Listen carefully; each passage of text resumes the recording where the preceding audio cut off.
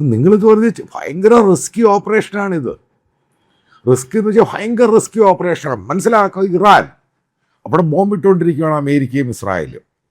അപ്പോൾ അവിടെ അമേരിക്കയുടെ എയർക്രാഫ്റ്റിൻ്റെ ഒരു പൈലറ്റും ആൾക്കാരവിടെ മിസ്സിങ് ആയി, അവരവിടെ കാണാതെ പോകുന്നു. ഞാൻ നേരത്തെ വീഡിയോയിൽ പറഞ്ഞ് ഇവരുടെ റേഡിയോ സിസ്റ്റം കൊണ്ട് ഇവരെ ലൊക്കേറ്റ് ചെയ്യാൻ പറ്റും. പക്ഷേ ഇഞ്ചേർഡൊക്കെ ആയിക്കഴിഞ്ഞാൽ പ്രശ്നമാണ്. അതാണ് രണ്ടാമത്തെ, അതായത് ഈ വെപ്പൺ ഓഫീസർ ഇഞ്ചേർഡായിപ്പോയി. അതാണ് ഇതിനകത്ത് അമേരിക്കൻ പ്രസിഡൻറ്റിൻ്റെ സ്റ്റേറ്റ്മെൻ്റ് ആണെങ്കിലും സെൻട്രൽ കമാൻഡിൻ്റെ സ്റ്റേറ്റ്മെൻറ്റിലും പറയുന്നത് അദ്ദേഹം ഇഞ്ചേർഡായിപ്പോയി. അതുകൊണ്ടാണ് ഈ റേഡിയോ മെസ്സേജ് അയക്കാൻ പറ്റാതിരുന്നത്. പക്ഷേ മനസ്സിലാക്കുക, ഈ CIA എന്ന് പറയുന്ന അമേരിക്കൻ ഇൻ്റലിജൻസ് ഭയങ്കര ഓപ്പറേഷൻസ് ഉള്ള രാജ്യമാണ് ഇറാനിൽ. അവരതിലെ ഐഡൻറ്റിഫൈ ചെയ്ത് ഇന്നിടത്തുണ്ട്. അല്ലെങ്കിൽ അവിടെ നിങ്ങൾ ആലോചിക്കണം, നിങ്ങൾ ആലോചിച്ചിട്ടുണ്ടോ ഇറാൻ്റെ ഏതെങ്കിലും ഒരു ശത്രു രാജ്യത്തിൻ്റെ ഇപ്പം അവരുടെ എയർഫീൽഡുണ്ട്, കാരണം അവരുടെ സ്കൈ ലെവലുണ്ട്, അതിനകത്ത് നിങ്ങൾ കണ്ടു കാണും. ഞാൻ ഒരു വീഡിയോയിൽ, കാരണം ഇറാൻകാർ തന്നെയാണ് ഈ വീഡിയോ അവരെ മൊബൈലിലെടുത്ത് ഫ്ലാഷ് ചെയ്യുന്നത്, ഇറാൻ്റെ TV ചാനലൊക്കെ വന്നതാണ്.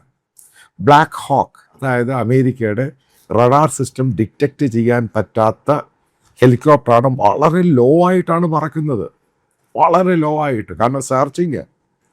അതേപോലെ തന്നെ ഹെർക്കുലീസ് 130, ഈ ബ്ലാക്ക് ഹോക്ക് എന്ന് പറയുന്ന ഈ സാധനം ഹെലികോപ്റ്റർ ഇന്ത്യ ഓർഡർ ചെയ്തിട്ടുണ്ട് അമേരിക്കയുടെ നിന്നും.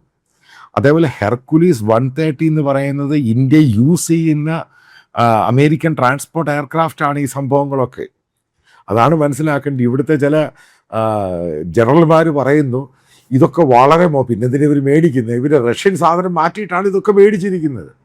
അതായത് ഇവിടുത്തെ ജനറൽമാരുടെ ഒരു ധാരണയുണ്ട്, അമേരിക്ക ഇന്ത്യയുമായിട്ട് എതിർപ്പാണ്, അതുകൊണ്ട് ഇന്ത്യ അമേരിക്കൻ സാധനങ്ങൾ വാങ്ങാൻ ഒരു അജണ്ടയുടെ ഭാഗമായിട്ട് ഇപ്പോഴങ്ങ് ഇറങ്ങി തിരിച്ചിരിക്കുകയാണ്. കാരണം ഈ ഡിഫൻസ് ഡീലും ട്രേഡും ഇന്ത്യൻ പ്രധാനമന്ത്രി ട്രംപുമായിട്ടുള്ള ഉടക്കിൻ്റെ പേരിൽ, അതായത് ഫേക്ക് ന്യൂസും ഫേക്ക് അഭിപ്രായങ്ങളും വളരെയധികം ഇന്ത്യൻ മീഡിയയിൽ അടിക്കാൻ തുടങ്ങി.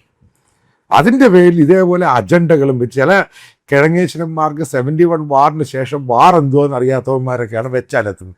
അന്നത്തെ വാറല്ല ഇന്നത്തെ വാർ. ഇന്നത്തെ വാറിന് ഹൈ എൻഡ് വാറാണ്. ഇന്ന് സർവീസ് ചെയ്യുന്ന പല സീനിയറായിട്ടുള്ള സർവീസ് ചെയ്യുന്ന ഓഫീസേഴ്സിനറിയാം, പഴയ വാറല്ല ഇന്നത്തെ വാർ. ഓരോ ദിവസം കഴിയുമ്പോൾ വാറിൻ്റെ മോഡസ് ഓപ്പറൻഡി, അതിൻ്റെ ഇലക്ട്രോണിക് ഹൈ എൻഡ് എന്ന് പറയുന്നത് കംപ്ലീറ്റ് ആയിട്ടങ്ങ് തിരിയുക, കംപ്ലീറ്റ് ആയിട്ടങ്ങ് മാറുകയാണ്.